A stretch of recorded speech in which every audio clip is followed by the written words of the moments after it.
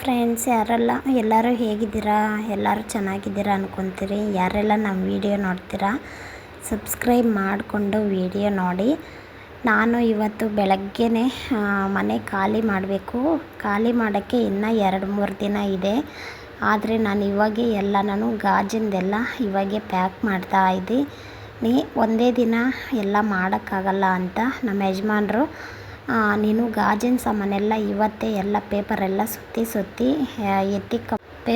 ಸುತ್ತಿ ಎತ್ತಿಕೊಂಬಿಟ್ರೆ ನಿನಗೆ ಈಸಿ ಆಗುತ್ತೆ. ಒಂದೇ ದಿನ ಎಲ್ಲ ಮಾಡೋಕ್ಕಾಗಲ್ಲ. ಮತ್ತು ಬಟ್ಟೆ ಪ್ಯಾಕಿಂಗ್ ಇರುತ್ತೆ, ಬೆಡ್ಶೀಟು ಎಲ್ಲ ಪ್ಯಾಕಿಂಗ್ ಇರುತ್ತೆ, ದೊಡ್ಡ ಪಾತ್ರೆ ಎಲ್ಲ ಪ್ಯಾಕಿಂಗ್ ಇರುತ್ತೆ. ಗಾಜಿನ ಬಾಟಲ್ಲು, ಗ್ಲಾಸು, ಕಪ್ಪು ಎಲ್ಲ ನೀನು ಇವಾಗೆ ಪೇಪರ್ ಸುತ್ತು ಎತ್ತಿಕೊಂಬಿಡು, ನಿನಗೂ ಈಸಿ ಆಗುತ್ತೆ ಅಂತ ಹೇಳಿದ್ರು. ಯಾಕಂದರೆ ನಾನು ಒಬ್ಬಳೇ ಮಾಡಬೇಕು ಫ್ರೆಂಡ್ಸ್. ಯಾಕಂದರೆ ನಮ್ಮ ಯಜಮಾನ್ರಿಗೂ ಪಾಪ ಕೆಲಸ. ಅವರು ಬೆಳಗ್ಗೆ 6 ಗಂಟೆಗೆ ಹೋದರೆ ರಾತ್ರಿ ಬರೋದು ಎಷ್ಟೊತ್ತಾಗುತ್ತೋ ಹೇಳೋಕ್ಕಾಗಲ್ಲ.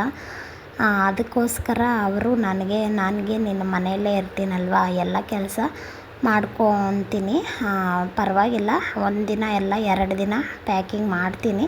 ನಮ್ಮ ಮನೇಲಿ ಇನ್ನೊಂದು ಫ್ರೆಂಡ್ಸ್, ಪಾತ್ರೆ ಏನು ಸ್ಟೀಲ್ ಸಾಮಾನು ಪಾತ್ರೆ ಎಲ್ಲ ಏನು ಜಾಸ್ತಿ ಇಲ್ಲ.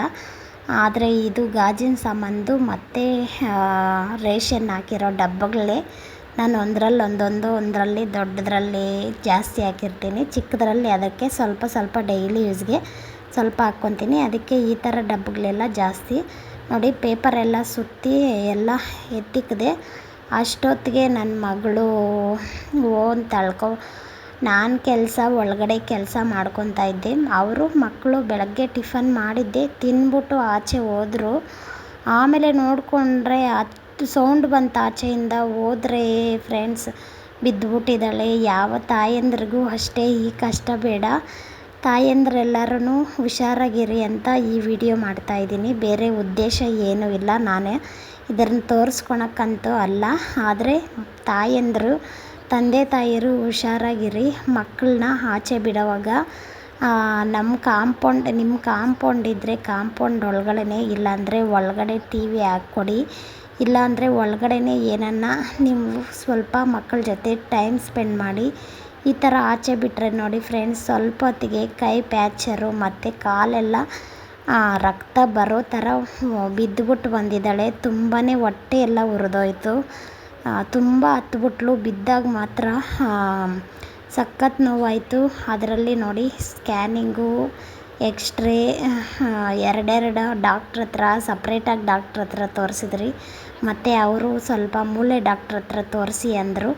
ಆ ಮೂಳೆ ಡಾಕ್ಟ್ರ್ ಹತ್ರ ತೋರಿಸಿ ಅವರು ಸ್ಪ್ಯಾಚರ್ ಆಗಿದೆ, ಇದು ಹಾಕ್ಸ್ಕೊಂಡ್ರೆ ಎಳೆಯದು ಕೂಡ್ಕೊಂಬಿಡುತ್ತೆ ಅಂತ ಹೇಳಿದ್ರು.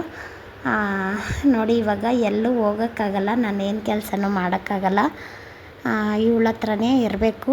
ಅದು ನೋಡ್ಕೊಂಡು ಅದೇನು ದೊಡ್ಡ ವಿಷಯ ಎಲ್ಲ ಮನೆಯಲ್ಲೇ ಇರ್ತೀರಿ.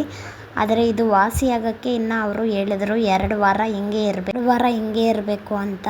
ಅವಳ ಕೈಯಲ್ಲೂ ನಾನು ಬಿಚ್ಚಲ ಅಂತ ಇವಾಗೆ 2 ನಿಮಿಷಕ್ಕೆ ಅಂತಾಳೆ.